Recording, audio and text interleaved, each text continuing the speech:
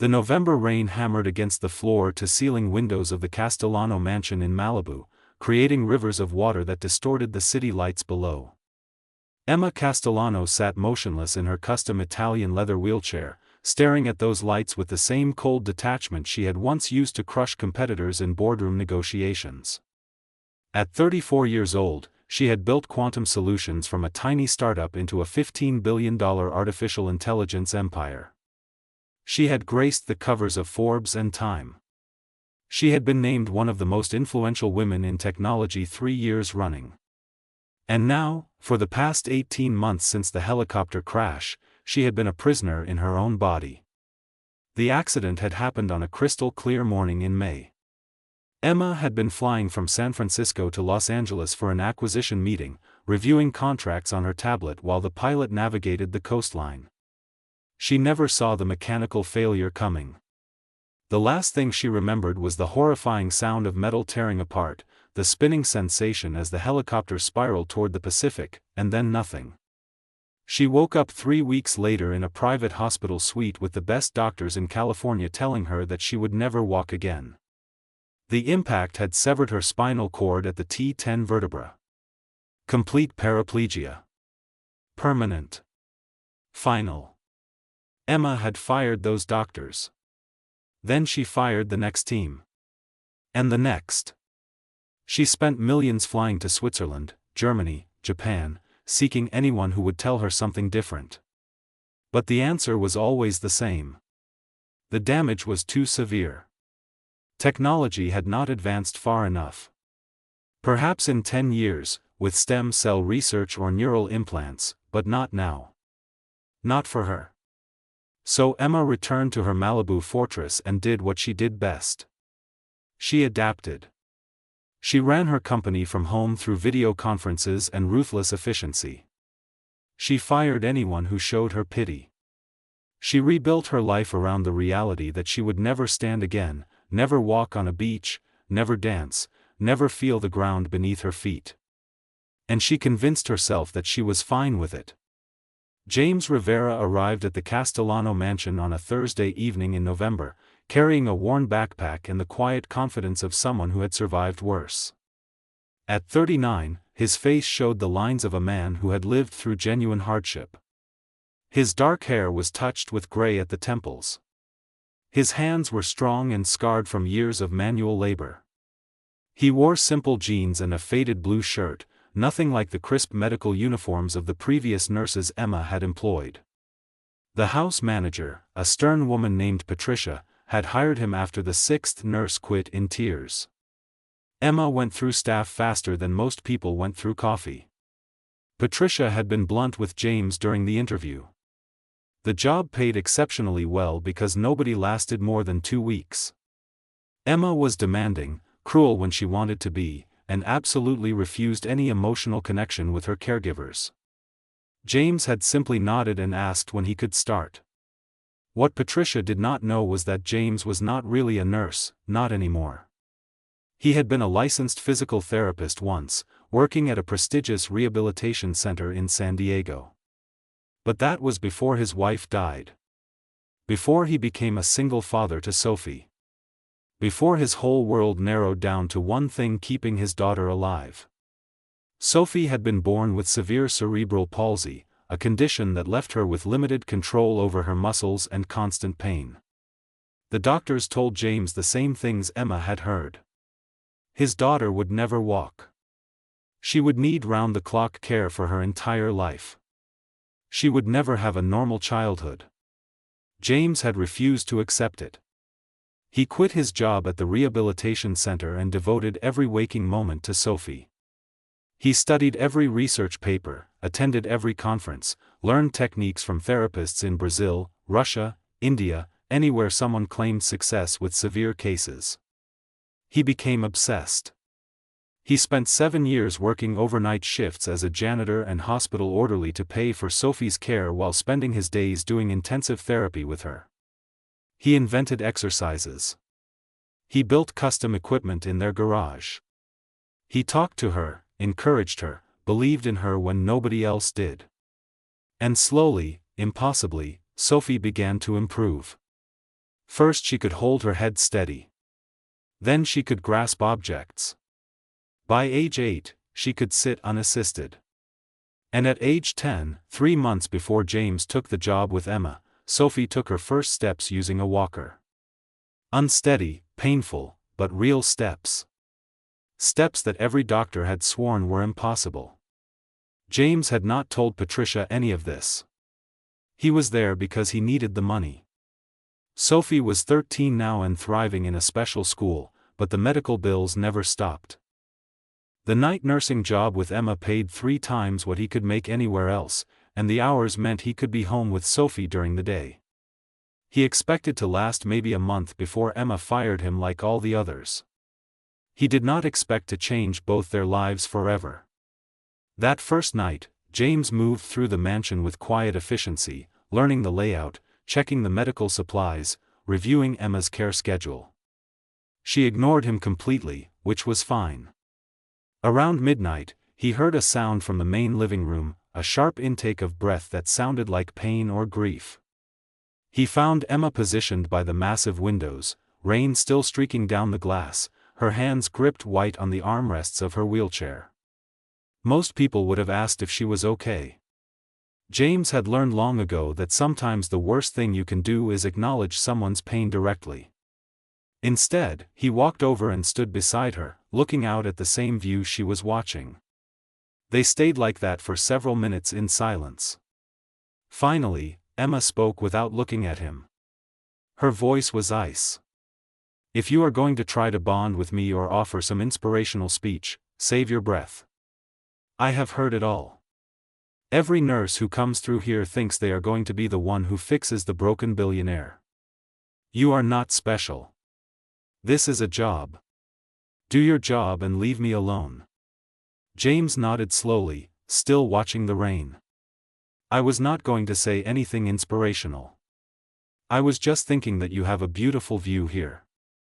Must be hard to enjoy it when you spend so much time hating yourself."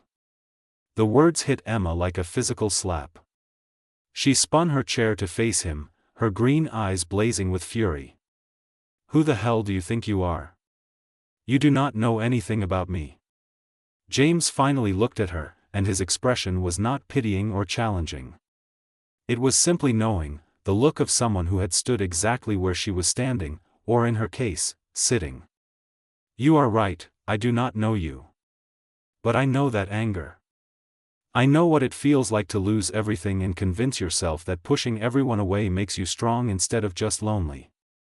Emma opened her mouth to fire him on the spot, but something in his tone stopped her.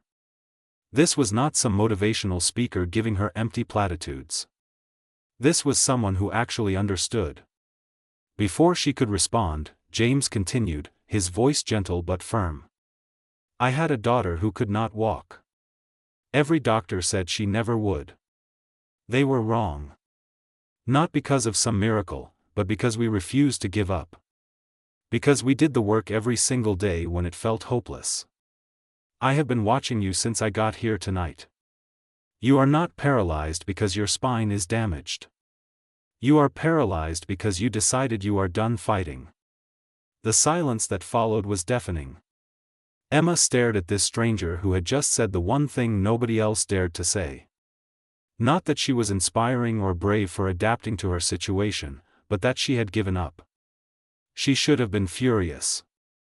Instead, she felt something crack open inside her chest, something that had been sealed tight for 18 months. Her voice came out as barely a whisper. "What are you saying?" James knelt down so he was at eye level with her, his dark eyes intense but kind. "I am saying I can help you walk again. Not with surgery or some experimental treatment. With work. Hard, painful, frustrating work that will make you want to quit every single day. But I have done it before. I can teach you how." The laughter that burst from Emma was sharp and cruel, echoing through the enormous room. "You? You are a night nurse. What makes you think you can do what the best doctors in the world could not?" James did not flinch. "Because those doctors treated you like a diagnosis. I will treat you like a person. Because they see what you lost. I see what you can still become." Emma kept laughing, but there were tears streaming down her face now, tears she had not allowed herself to cry since the day of the accident. Tears of rage and hope and terror all mixed together. This was insane. This man was either delusional or cruel, giving her false hope just to watch her break, but even as she laughed and cried, Emma felt something stirring inside her that she thought was dead. Possibility. James stood and pulled a phone from his pocket. He showed her a video.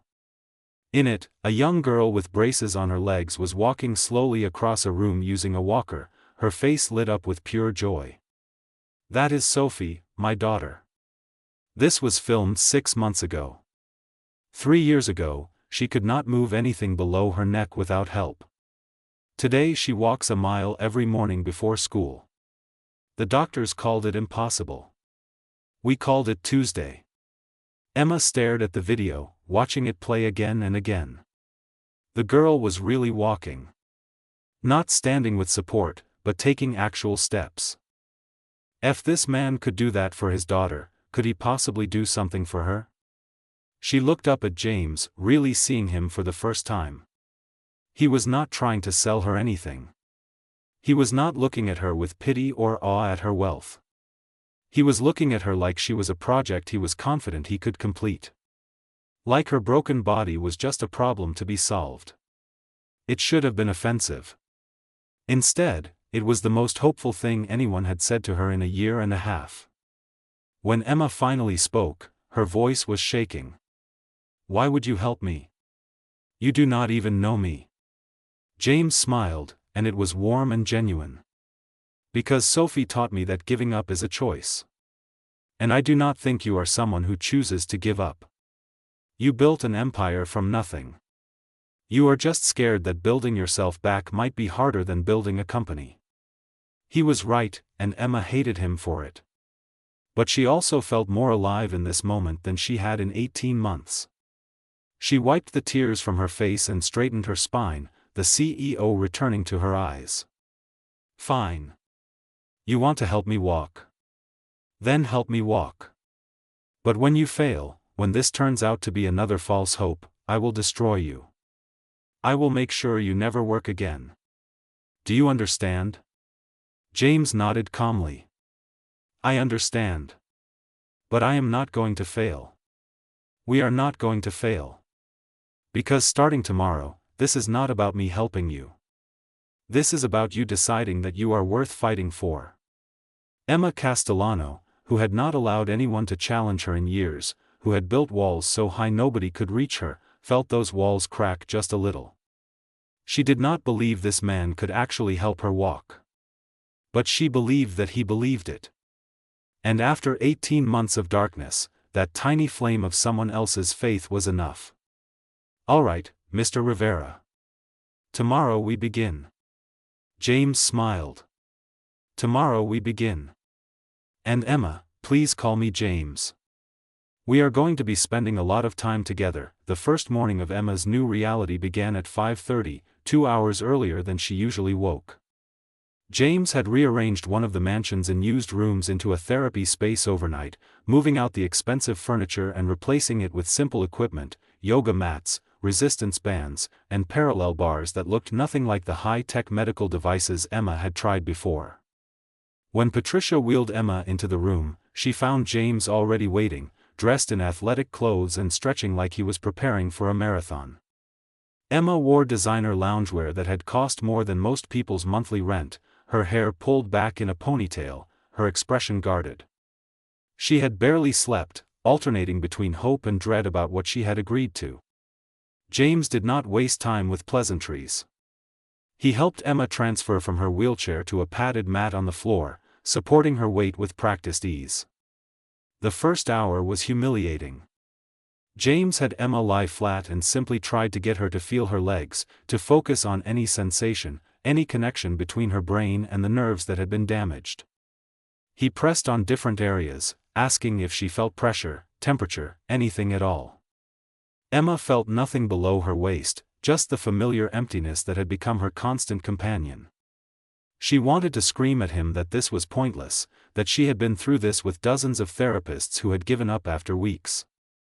But something about James's calm persistence kept her quiet. After 2 hours, Emma was exhausted and frustrated. They had accomplished nothing except confirming what she already knew. Her legs were dead weight. But James seemed satisfied, making notes in a small journal and smiling like they had just won a victory.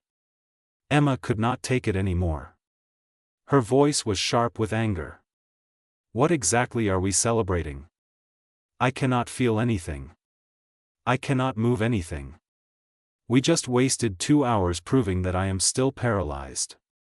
James looked up from his notes, unfazed by her tone. We proved that you still have sensation in your upper thighs and lower abdomen. We proved that your core muscles have maintained some strength. And we proved that you can focus for 2 straight hours on something uncomfortable without giving up. That is 3 victories before breakfast. Emma wanted to argue, but she was too tired. James helped her back into her wheelchair and handed her a bottle of water. Tomorrow we will do the same thing. And the day after that. And the day after that. Your body needs to remember what it used to know. It is like learning a language you spoke as a child. The words are still in there somewhere. We just have to find them. Emma drank the water and said nothing. She did not believe him, but she had agreed to try. And Emma Castellano never went back on her word. As James left to let her rest, he paused at the door. One more thing. Starting today, I want you to stop thinking of your legs as broken. They are not broken. They are just asleep. We are going to wake them up. The days blurred together into a routine that was both monotonous and excruciating. Every morning at 5:30, Emma and James met in the therapy room. Every morning, they worked through exercises that seemed pointless. Visualizations where Emma imagined moving her toes, her ankles, her knees. Massage techniques where James manipulated her muscles to prevent atrophy. Electrical stimulation that made her legs twitch involuntarily but never voluntarily. And through it all, James talked. He told her about Sophie, about the 7 years of daily therapy, about the moments of despair when nothing seemed to work. He told her about his wife, Caroline, who had died of an aneurysm when Sophie was only 3, leaving James alone with a daughter who needed constant care and no idea how he would manage. Emma found herself listening despite her determination to keep emotional distance. James had a way of telling stories that made them feel real and immediate, not like he was trying to inspire her but like he was just sharing his life. He talked about the night Sophie first held a spoon by herself at age 6, how he had cried for an hour because it was something most parents took for granted but for him it was a miracle. He talked about the school system that tried to put Sophie in a facility because they did not believe she could learn in a regular classroom, and how he had fought them for 2 years until they gave her a chance. He talked about the loneliness of being a single parent to a special needs child, how people would look at them with pity or discomfort, how he had lost friends who did not want to deal with the complications of Sophie's condition. As the weeks passed, Emma began to understand why James had taken this job. He was not trying to save her out of some savior complex. He was trying to give her what he had given Sophie, a chance. And slowly, impossibly, Emma began to feel something changing. Not in her legs, not yet, but in her mind. She started waking up before her alarm, actually looking forward to the therapy sessions. She stopped firing staff members for minor infractions. She started eating better, sleeping better, treating her body like it mattered instead of like it was just a vessel for her brain. And one morning, 6 weeks into their routine, something extraordinary happened. James was working on Emma's right leg, moving it through range of motion exercises, when Emma suddenly gasped. "Did you feel that?" James asked immediately, hope flaring in his eyes. Emma nodded, tears already forming. Her voice shook with emotion. "My quad muscle. When you bent my knee, I felt the muscle contract. It was tiny, barely anything, but I felt it." James carefully repeated the motion, and Emma felt it again, a flutter of sensation like a butterfly wing inside her thigh. They both froze, afraid to breathe, afraid that acknowledging it might make it disappear. Then James broke into the biggest smile Emma had ever seen on his face. "That is your body waking up. That is the first word in the language." Emma burst into tears, real sobs that came from somewhere deep inside her chest. For the first time since the accident, she had proof that her body was still in there, still capable of responding. It was the smallest victory imaginable, a sensation that most people would not even notice. But to Emma, it felt like winning the lottery and climbing Mount Everest and discovering a new planet all at once. James held her hand while she cried, not saying anything, just being present. When Emma finally calmed down enough to speak, her voice was hoarse. "I am sorry. I did not think I had any tears left." James smiled gently. "You have been storing them up for 18 months. They had to come out eventually."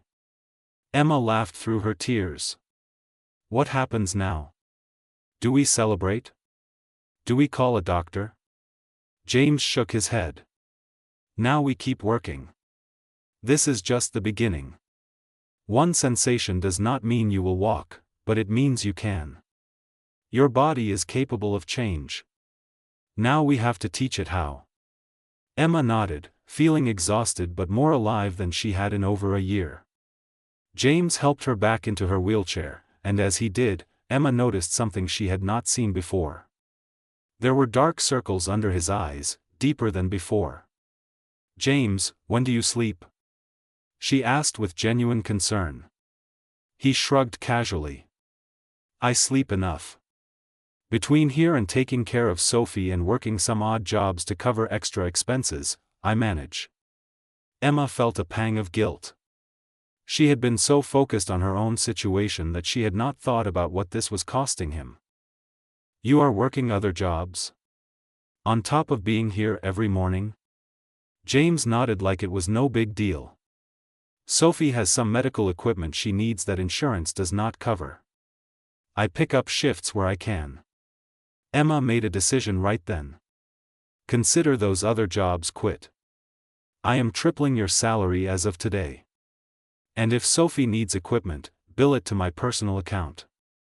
James started to protest, but Emma cut him off with a look that had intimidated Fortune 500 CEOs. "This is not charity. You are providing a service that is literally changing my life.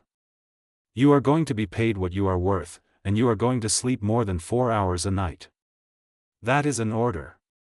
For a moment, James looked like he might argue. Then he saw the determination in Emma's eyes and realized this was not negotiable. He nodded slowly. "Thank you. That means more than you know." Emma waved it off, uncomfortable with gratitude. "I am a businesswoman. I pay for quality. You are quality. Now go home and sleep. I will see you tomorrow morning." After James left, Emma sat alone in the therapy room, flexing her right thigh over and over, trying to recreate that tiny sensation. Sometimes she felt it, sometimes she did not. But knowing it was possible changed everything. She pulled out her phone and did something she had not done in months. She sent a message to her executive team scheduling an in-person board meeting at the mansion in 2 weeks. The days that followed were a mixture of breakthrough and frustration. The sensation in Emma's right quad became more consistent, and she started to feel similar flutters in her left leg.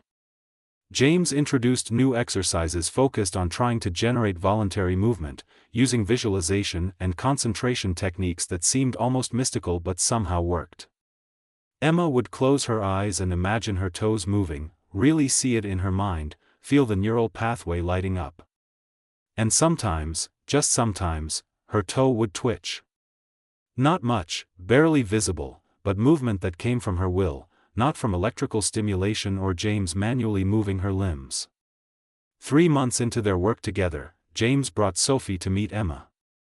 Emma had been nervous about the meeting, unsure how to interact with a 13-year-old girl, especially one who had been through so much.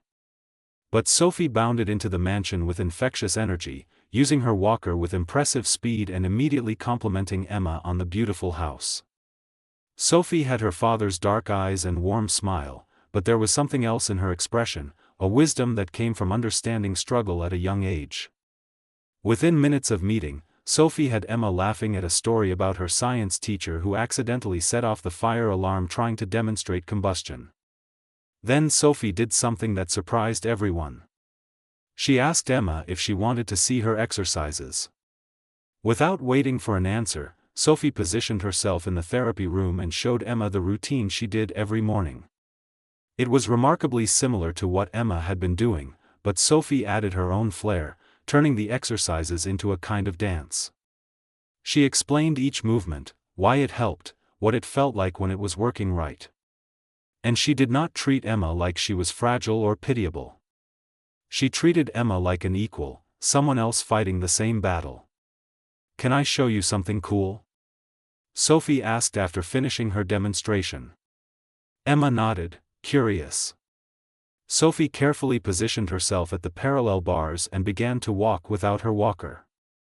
Her steps were slow and unsteady, and she had to grip the bars tightly for support, but she was walking with her own strength. Emma watched in amazement, seeing firsthand what James had accomplished. When Sophie finished and returned to her walker, she was breathing hard but grinning. 3 years ago I could not lift my head. Now I can do that. Dad says you are going to walk too. I believe him. He is never wrong about this stuff. Emma felt tears threatening again. How did you keep going when it seemed impossible? She asked softly. Sophie thought for a moment, then shrugged. I did not think about walking. That was too big and scary. I just thought about today. Can I move my finger a little better today? Can I sit up a little longer today? Lots of todays add up to something big. After Sophie and James left that evening, Emma sat in the therapy room thinking about what the young girl had said. She had been approaching this whole thing wrong, focusing on the end goal of walking instead of the daily progress. That night, Emma started a journal, writing down every tiny victory, every small sensation, every moment of progress. And she started to see patterns, ways that her body responded better to certain exercises, times of day when she had more energy and focus. She brought these observations to James the next morning, and he was impressed. This is exactly what we need. You know your body better than anyone. Listen to it. The board meeting happened on a sunny afternoon in February, 4 months after James had first knelt beside Emma's wheelchair and made his impossible promise. Emma had not seen her executive team in person since before the accident, managing everything remotely. When they arrived at the mansion, they found a different Emma than the one they remembered. She was leaner, stronger in her upper body. Her eyes had a light that had been missing.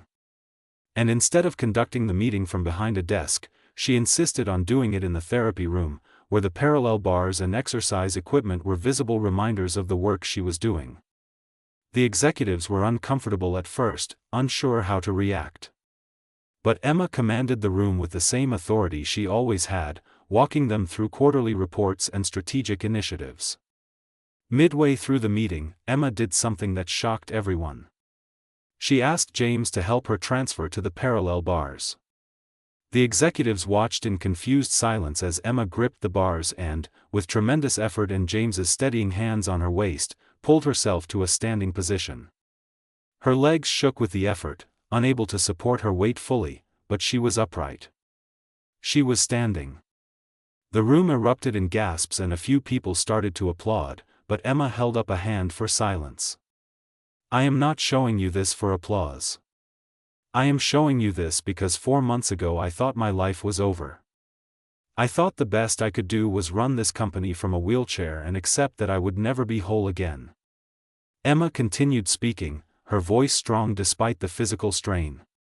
But someone refused to accept that.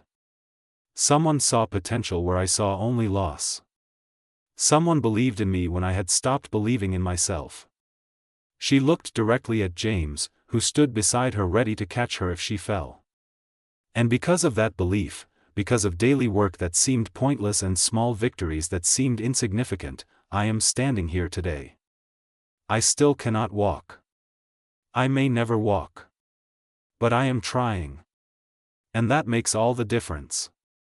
Emma then outlined her new vision for quantum solutions. They were going to launch a new division focused on accessibility technology and rehabilitation research. They were going to fund studies on spinal cord injuries. They were going to use their AI expertise to develop better prosthetics and neural interfaces. And they were going to do it all with the understanding that technology alone was not enough. You also needed hope, determination, and people who refused to give up on you. After the meeting, as the executives filed out looking inspired and slightly overwhelmed, Emma remained at the parallel bars, exhausted but exhilarated. James helped her back to her wheelchair, and Emma grabbed his hand before he could step away. Thank you. For everything. For not giving up on me when I had given up on myself. James smiled, that warm, gentle smile that had become so familiar. You never gave up. You were just resting. Now you are ready to fight again. As winter turned to spring, Emma continued to make progress. She could generate voluntary movements in both legs now, small but deliberate. She could support a portion of her weight at the parallel bars for several minutes. And most importantly, she had reconnected with the world beyond her mansion walls. Sophie had become a regular visitor, often doing her homework in Emma's study or teaching Emma the latest TikTok dances from her wheelchair.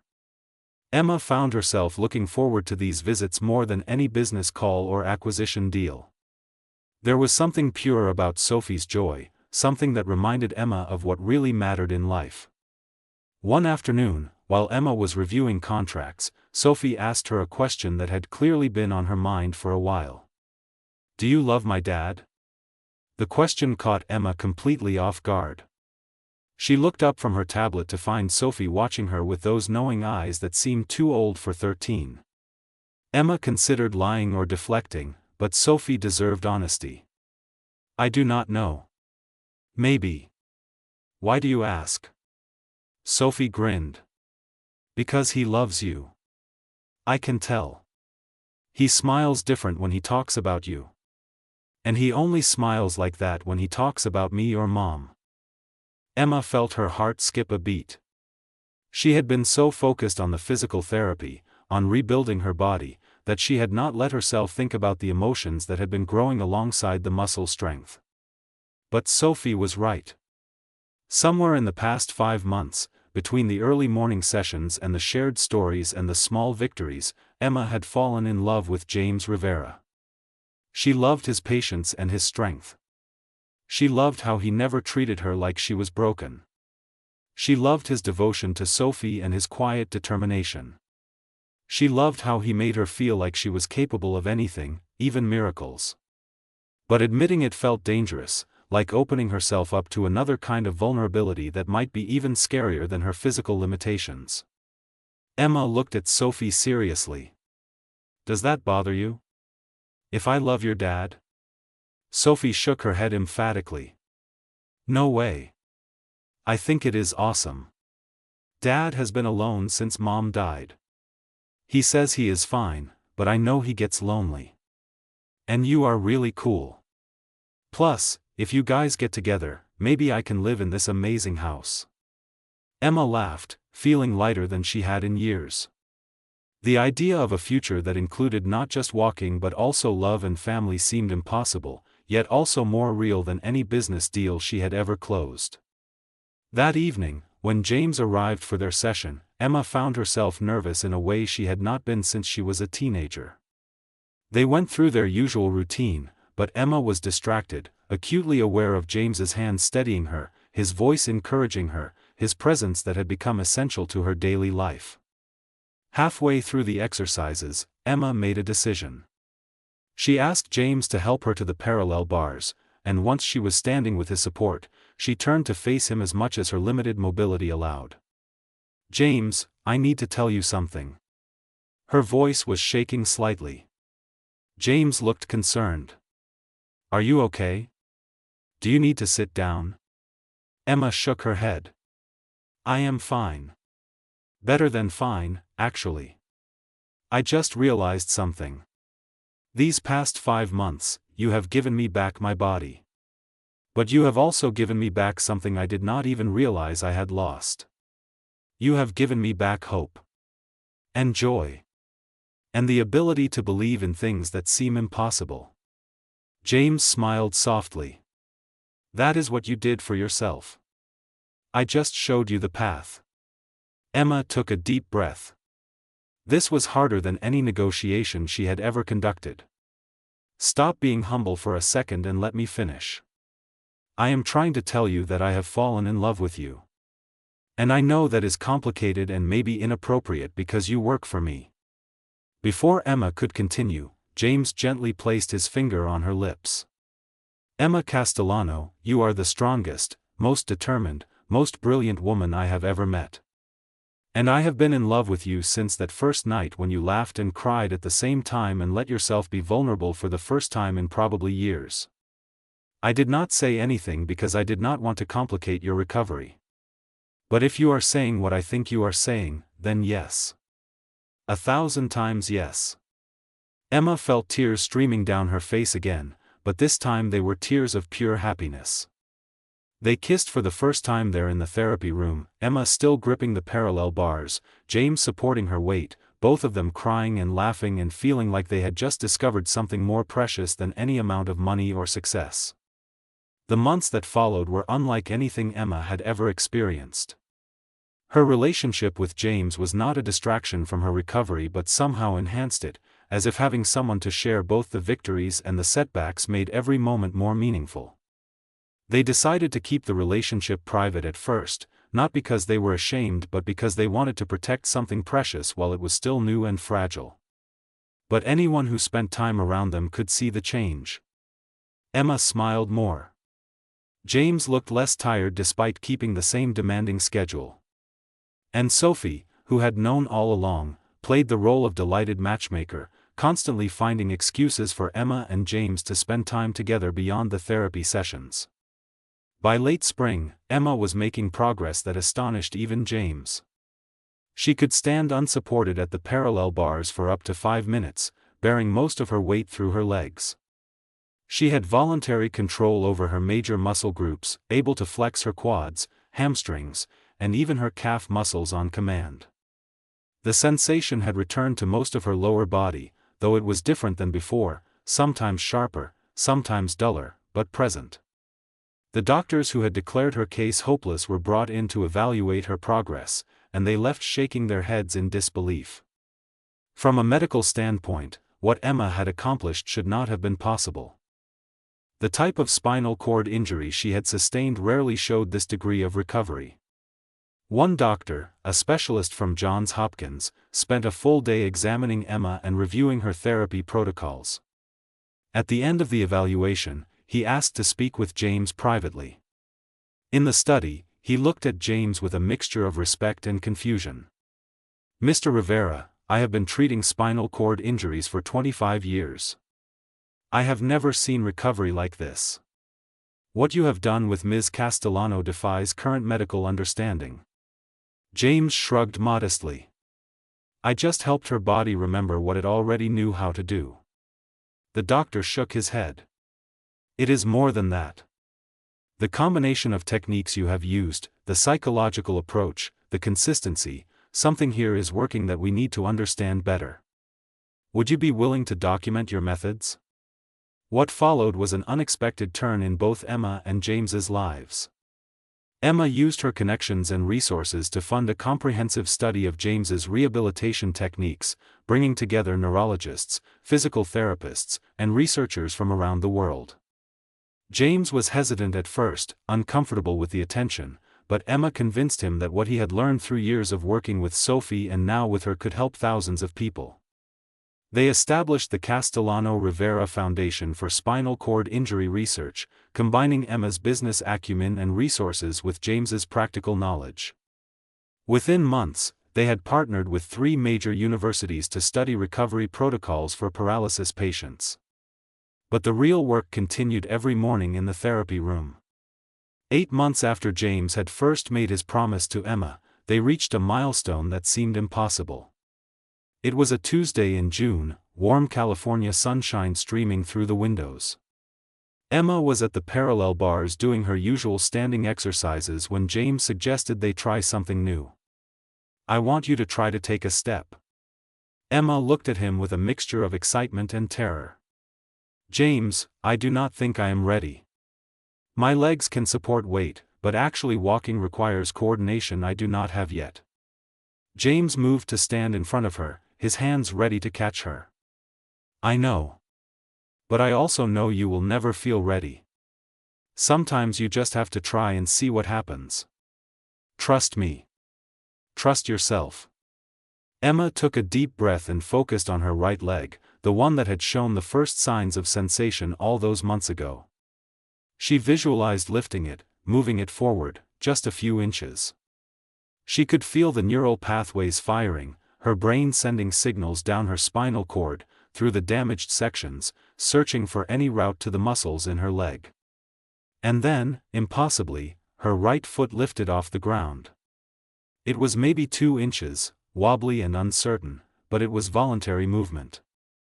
Emma shifted her weight and moved the foot forward, maybe 6 inches before setting it down. The parallel bars rattled with her trembling, but she had done it. She had taken a step. The scream of joy that erupted from Emma was so loud that Patricia came running from the other side of the mansion, thinking someone was hurt. Instead, she found Emma sobbing and laughing, James holding her steady as she tried to process what had just happened. Sophie, who had been dropped off early that morning for summer vacation, came sprinting in with her walker and immediately started cheering. Emma tried to take another step, but her legs were shaking too much from the effort and emotion.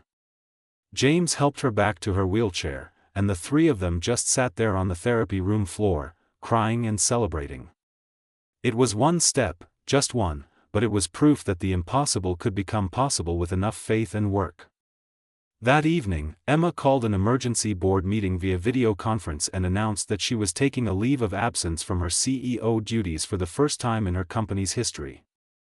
She was not leaving permanently, just stepping back for 6 months to focus entirely on her recovery. The board, which had witnessed her standing presentation months before, unanimously supported the decision. Emma had built quantum solutions to run efficiently with or without her constant oversight, and her executive team was more than capable. This was not abandoning her company. This was prioritizing what truly mattered: her health, her recovery, her life beyond the balance sheets and acquisition deals. With the pressure of running a billion-dollar empire temporarily lifted, Emma devoted herself fully to therapy. James designed a new intensive program, building on the momentum of that first step. They worked 3 times a day now, morning, afternoon, and evening sessions that pushed Emma to her absolute limits. Sophie became Emma's unofficial assistant coach, cheering her on and offering the kind of encouragement that only someone who had walked this path themselves could provide. Some days were triumphant, Emma managing 2 or 3 shaky steps before needing support. Other days were brutal, her legs refusing to cooperate, pain flaring through her lower back and hips. On those hard days, James would hold Emma while she cried tears of frustration, reminding her that recovery was never a straight line upward. Sophie would sit beside her and share stories of her own setbacks, like the time she spent 3 months regressing before suddenly breaking through to a new level of ability. And slowly, step by painful step, Emma improved. By the end of summer, Emma could walk the length of the parallel bars using only light hand support for balance. By fall, she graduated to a walker, the same model Sophie used, moving through the mansion with determination that bordered on obsession.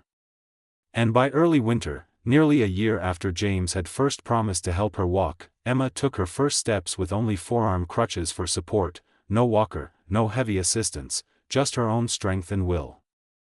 The physical transformation was remarkable, but the emotional transformation was even more profound.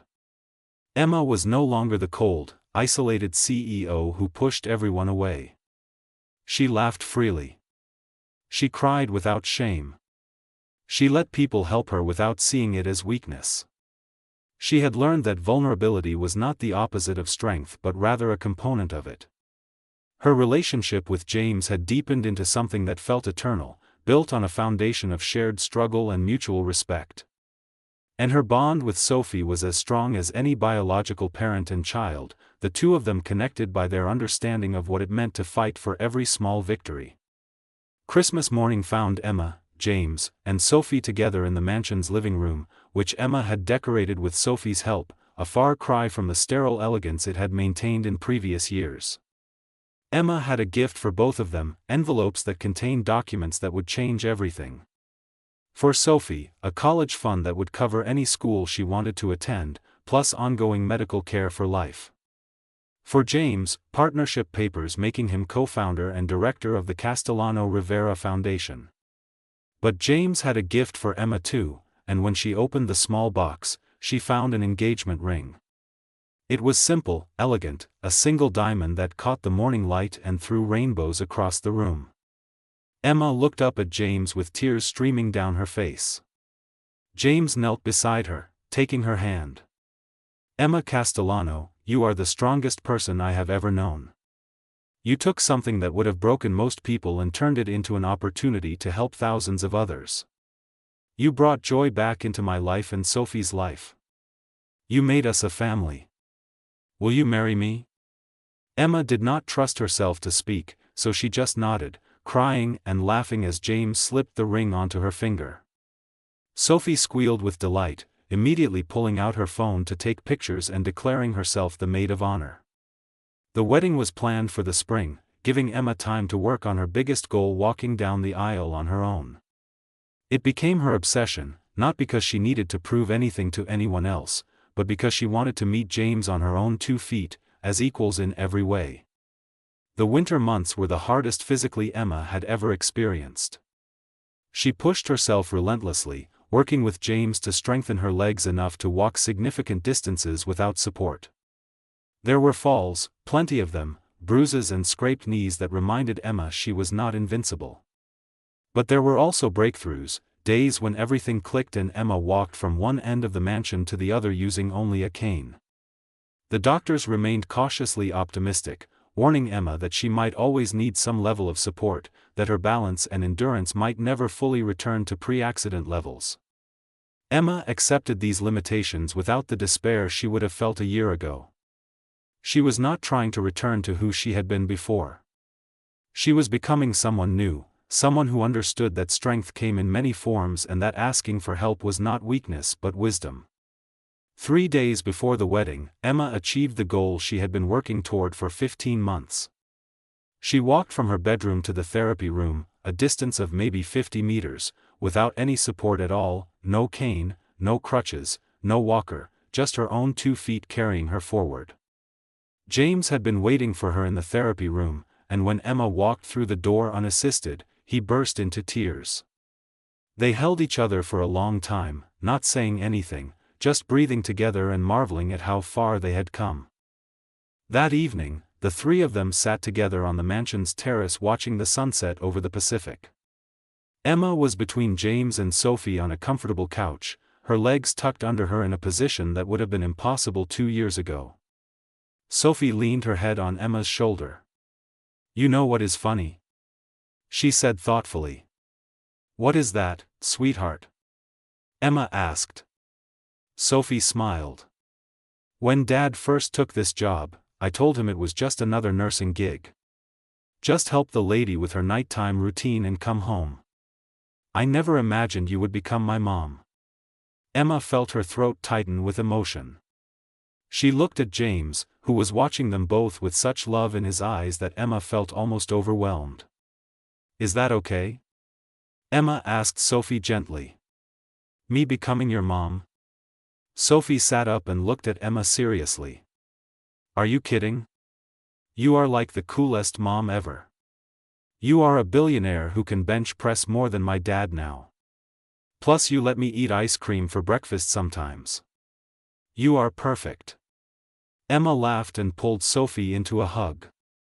The 3 of them sat there as the sun dipped below the horizon, painting the sky in shades of gold and pink and purple, a family that had been built not by blood but by choice and love and shared struggle. The wedding took place on a perfect spring morning in the mansion's gardens, which had been transformed into something magical with flowers and lights and an arch overlooking the ocean. There were only 30 guests, close friends and family and key members of Emma's team who had supported her through everything. Sophie stood as maid of honor, wearing a beautiful blue dress and standing without her walker, having been practicing for weeks to go support-free during the ceremony. Emma waited in the mansion with Patricia helping her prepare, wearing a simple white dress that was elegant without being overly traditional. The moment came. The music started. And Emma took her first step toward the garden, where James waited for her at the altar. She had decided to walk without any support, no cane, no arm to lean on, just her own strength carrying her forward. Each step was deliberate and slow, but steady. The guests rose as she appeared, and Emma could hear gasps and see tears on many faces. They had all known her story, had watched her transformation, but seeing her walk down the aisle was still breathtaking. Halfway down the path, Emma felt her right leg start to tremble, the muscles fatiguing from the sustained effort. For a moment, panic flared. What if she fell? What if her legs gave out in front of everyone? But then she caught James's eye, saw the absolute faith and love in his expression, and she found her strength again. She took another step, and another, and another. When Emma finally reached the altar, James was crying openly, not bothering to hide his tears. Emma took his hands and stood facing him, her legs shaking with effort but holding her weight. The officiant began the ceremony, but Emma barely heard the words. She was too focused on this moment, on James's face, on the feeling of standing here on her own power. When it came time for their vows, James went first. Emma, the first night I met you, I saw someone who had convinced herself that her life was over. But I also saw someone who had built an empire from nothing, who had the strength to overcome any obstacle if she chose to use it. I promised to help you walk, but what I really promised was to help you see yourself the way I saw you, as capable, powerful, and worthy of every good thing life has to offer. You have exceeded every goal, surpassed every expectation, and in the process, you have taught me and Sophie what real courage looks like. I am honored to stand beside you, to support you when you need it, and to watch in awe when you do not. I love you more than words can express, and I promise to spend the rest of my life showing you that you were never broken, just waiting for the right person to help you remember how to fly. Emma wiped tears from her cheeks before speaking her own vows. James, you came into my life when I had given up hope. You saw potential where I saw only loss. You challenged me, pushed me, believed in me when I could not believe in myself. But more than that, you loved me, not despite my limitations but as a complete person who was worth fighting for. You and Sophie have given me a family, something I did not even know I was missing until I had it. You have shown me that strength is not about never falling but about getting back up every single time. And you have taught me that the best things in life are not acquired through money or power but through love and dedication and the choice to show up every single day for the people who matter. I promise to be that person for you and Sophie. I promise to support your dreams the way you have supported mine. I promise to remember that we are partners, equals, a team facing whatever life brings together. I love you with everything I am, everything I was, and everything I am still becoming. The ceremony continued with the exchange of rings and the pronouncement that they were now married. When the officiant told James he could kiss his bride, the crowd erupted in cheers. Emma and James kissed, and in that moment, Emma felt complete in a way she never had before the accident. She had thought her old life, the one where she could walk and run and move freely, had been her whole life. But now she understood that was just preparation for this, for becoming someone who understood that the greatest victories come from the hardest battles. The reception was held in the mansion's grand ballroom, transformed into a celebration space that felt both elegant and warm. There was dinner and dancing, or in Emma's case, swaying in James's arms while seated, conserving her strength. Sophie gave a toast that had everyone crying and laughing, talking about how her dad had always told her that family was not about blood but about who showed up for you every day, and how Emma had shown up in ways that neither of them expected but both desperately needed. Emma danced with Sophie too, the two of them moving in their own way, Sophie with her walker and Emma occasionally holding onto a nearby chair for support. At one point in the evening, Emma found herself alone on the terrace, looking out at the ocean and thinking about everything that had led to this moment. The accident that had shattered her spine and her life. The 18 months of darkness and isolation. The night James had knelt beside her wheelchair and made an impossible promise. All the pain and work and small victories that had led to today. James found her there and wrapped his arms around her from behind. "What are you thinking about?" he asked softly. Emma leaned back against him. "I am thinking that 2 years ago, if someone had told me that a helicopter crash would lead to the happiest day of my life, I would have thought they were insane. But it is true. This accident, as horrible as it was, led me